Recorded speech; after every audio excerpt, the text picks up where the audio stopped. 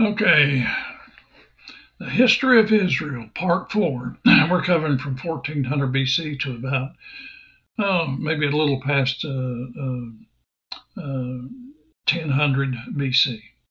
So about 1400 BC, the Israelites entered into the land of Canaan, and God begins to rule over the people through Joshua.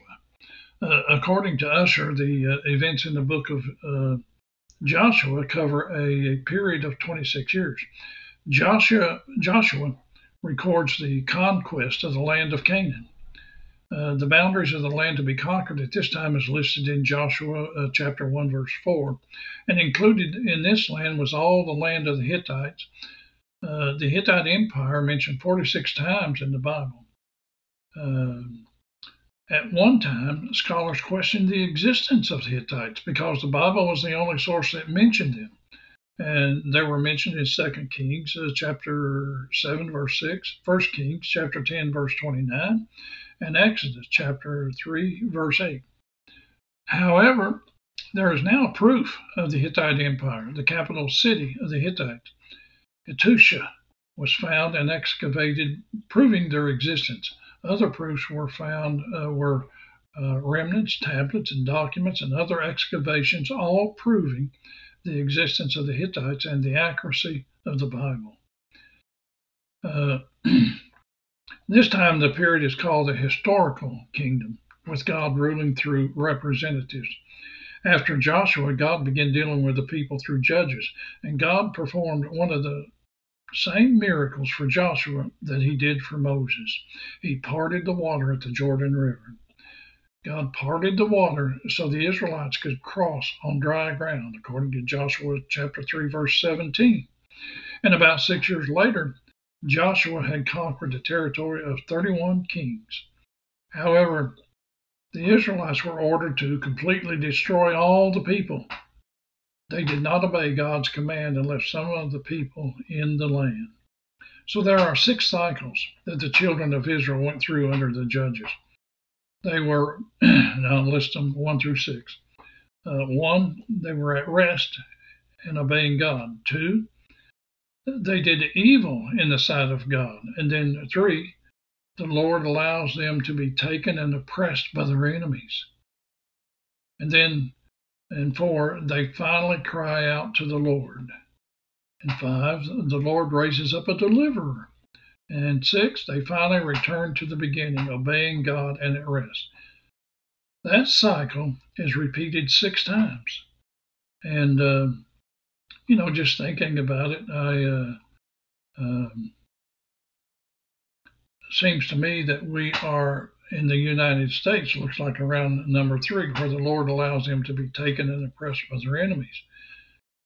But we'll see.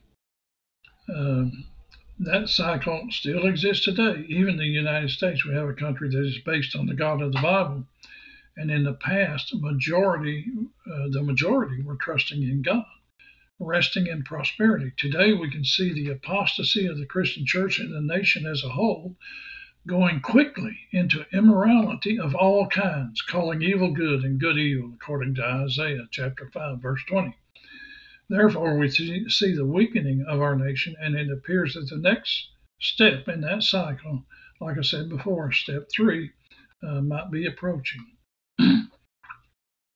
According to, or about 1020 BC, the people petitioned Samuel, the last of the judges, for a king. Like all the nations around them, they wanted a king to rule over them, according to 1 Samuel 8, verses 19 through 20. And the people were rejecting God as their ruler, according to 1 Samuel chapter 8, verse 7. So Samuel appointed Saul as king by a divine command. 1 Samuel chapter 9, verses 16 through 17. And 1 Samuel chapter 12, verse 13. Then, about 20 years later, Saul rejects the word of God. So the Lord then rejects Saul as king, according to 1 Samuel chapter 15, verse 26. And David is appointed as the king in the place of Saul, but it will be several months or years before he ascends to the throne and is given what is called the Davidic covenant.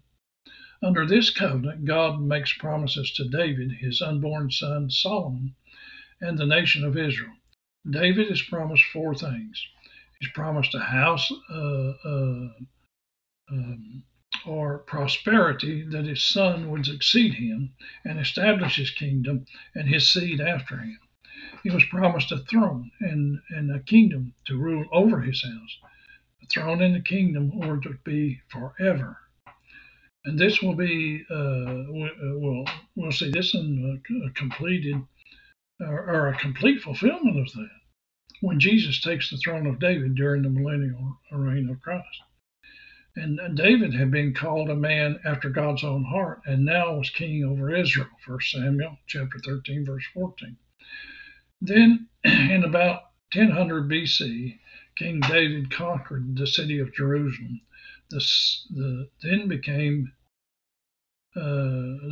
then became the city of David, and David declared the city the capital of Jerusalem. And again, I thank you for listening.